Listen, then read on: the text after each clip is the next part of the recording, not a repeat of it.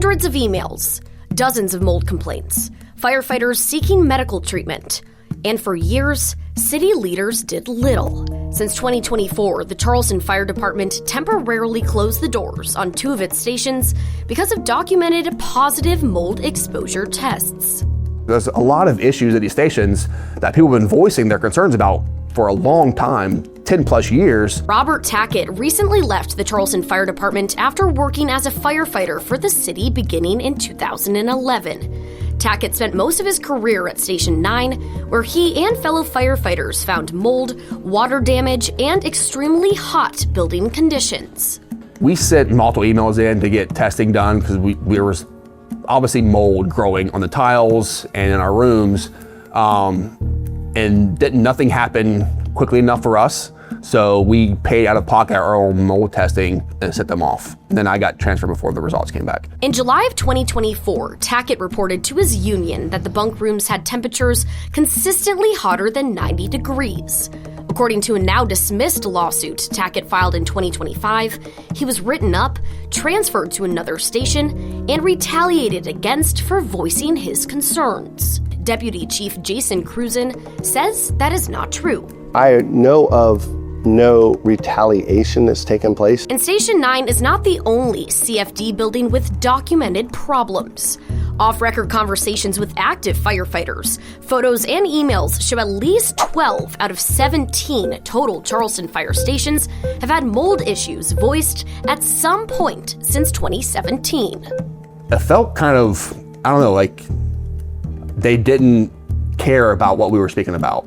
Like, we risk our lives every day. We should be able to come back to a firehouse without mold. Live 5 Investigates searched through over 700 emails we obtained from a public records request showing dozens of potential mold findings. A fire captain emailed in 2021 that water leaks and mold issues at Station 9 were reported to logistics multiple times in 2 years and wrote, quote, "The problem has never been fixed and continues to become progressively worse." The fire marshal said that the mold in the bathroom was not corrected and he could still see/smell mold. Dr. David Kraus is a certified industrial hygienist with over 32 years of experience and says no matter how well mold is removed, if the water source is not fixed, mold will regrow.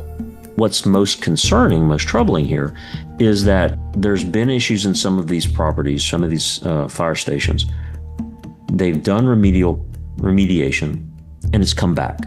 A city employee responded to reports of mold at Station 9 with, quote, "I'm willing to bet if the guys would run the AC at 72, no more condensation drips and no more mildew. But, right, like that will happen." Firefighters pushed back on the city's responses. Quote, "We in operations are held to a standard and held accountable for our actions. I ask you, who holds the city accountable?" Quote, "Is the mold issue going to be ignored? Can anyone ensure the mold that was growing was not hazardous to our health?" Reports document positive mold tests at multiple stations, but the specific types of mold are not clearly labeled. We don't have an instance in which toxic mold has been identified. We don't have an instance in which black mold has been identified. The testing by city contractors specifically relied on methodology comparing mold levels inside buildings to outside air. But in the 1990s, the American Conference of Governmental Industrial Hygienists rescinded its statement of using airborne concentrations of mold as a measure of human health risk. That airborne concentrations of mold are not a reliable measure of contamination. It's get out a tape measure and how many areas of, how much square footage of mold impacted material do you have? The biggest worry? Firefighters' health. Emails confirm at least 4 firefighters seeking medical treatment from mold exposure. Molds are not healthy. And when you have conditions that allow mold growth in your air conditioning systems, the ducts, or within the occupied space of a home or building, it poses a health risk to everyone. Another active firefighter who remains anonymous shared their medical report from Palmetto Primary Care Physicians. A doctor states, quote, "It was recently discovered his fire station has extensive levels of black mold found diffusively throughout the ceiling. It was subsequently deduced that his chronic mold exposure is responsible for his chronic sinusitis, fatigue, chronic arthralgias, and joint effusions." Graphic photos show a medical procedure that firefighter went through to remove fluid from his knee connected to that mold exposure. Well, you want these men and women to show up in the tip top of their health. Otherwise, you don't know what person you're going to be getting. And mold is not the only problem reported inside CFD stations. Cockroaches, rats, flooding, termites, sewage backups. When we have issues, if it's termites, if it's mold, we take all of those very seriously. Now, do I feel as though we could communicate results back to our team better? I think we probably can. Active Charleston firefighters we spoke to off record say what Cruzen said is false, and multiple stations are awaiting mold testing that they requested. CFD leadership and the city promises change and a better future for those who protect us. Firefighters, on the other hand, say they've heard that before. I mean, this was the worst experience of my life, hands down. Former Charleston firefighter Matthew Burdick says he used to wake up in Fire Station 12 more than a year ago feeling severe brain fog, respiratory issues that required medication, severe GI pain to the point where I would wake up from a deep sleep 3, 4 in the morning, whether I was on shift or not. Extreme fatigue. And it turns out this same station had to shut down for a positive mold test at the same time. We moved back in and I stood in the same spot and looked up at the air conditioner and nothing had changed. And that's when I made the phone call. Chief came in and looked up and they shut it down again. Station 12 is one of 2 fire stations in the last 2 years that have been shut down because of mold. Charleston Fire Chief Dan Curia says they address every concern promptly, even if that concern might take numerous times to fix. When they're in the firehouse, that should be a very safe space for them. It should be a clean space. And again, they should not have to worry about their health in the firehouse. And with Burdick's intense symptoms, repeated station closures, and lack of answers from doctors, he decided to pay for health care out of pocket to find the root of the problem.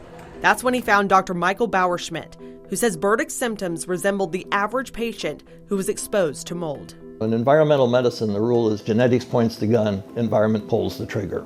And with Burdick continuing to go back to work and sleep overnight in these stations, many people, once they've been exposed, once they've been sensitized, any exposure at all just pushes them right over the edge. It had gotten so bad that I never wanted to harm myself, but I literally was waiting to die. I was that sick that I was in bed and I'm hanging out with the dog or whatever, and I'm like, if I don't wake up tomorrow, that'll be, in my eyes, a blessing, because this is destroying my life. They're daily exposed to mold. Would they be able to handle that by themselves? Maybe, maybe not, depending on their thing. But when you combine that and then ask them to walk into a burning building full of smoke and vaporizing volatile organic compounds and other chemicals, and expect them to stay healthy? Are you nuts? How did we get to this point where these buildings are literally falling apart? Sometimes we find that they are engineering issues. Sometimes they're construction issues. Those are the ones that take longer to correct. Those are the ones that require secured funding. And then sometimes, honestly, we find that there are behavioral issues. Sometimes the thermostats are set too low. Sometimes doors are propped open. Burdick was eventually transferred to other stations, but he and Dr. Bauerschmidt still didn't feel like the risk was worth it. Burdick decided to resign just last month. Did you eventually say you need to stop working there? Oh yeah, you're taking your life in your hands. What could have been enough for you to stay? I do believe if the building was cleaned to a point that was acceptable for you and I to live as it being our home, because that is our home, I think I probably could have stayed. Curia says the city has renovated 7 fire stations so far and is in the process of renovating 2 more this year. He calls it real progress on long overdue improvements. I would encourage our firefighters to speak up. I would encourage our firefighters to utilize the chain of command. And when asked for Dr. Bauerschmidt's advice to CFD, build them a new fire station according to code and make sure that these areas are addressed, and preventative maintenance is probably key. Going forward, we'll make sure that the new facilities that we bring online are designed to address the concerns that have been brought to light. For future firefighters who might consider working for Charleston Fire or just anywhere, what kind of advice do you have for them who could end up in your position? I would just keep that in mind, that you are here for a large portion of your life. A third of your life is at these stations that are supposed to be a home. And I never felt that I was at home in any of these stations.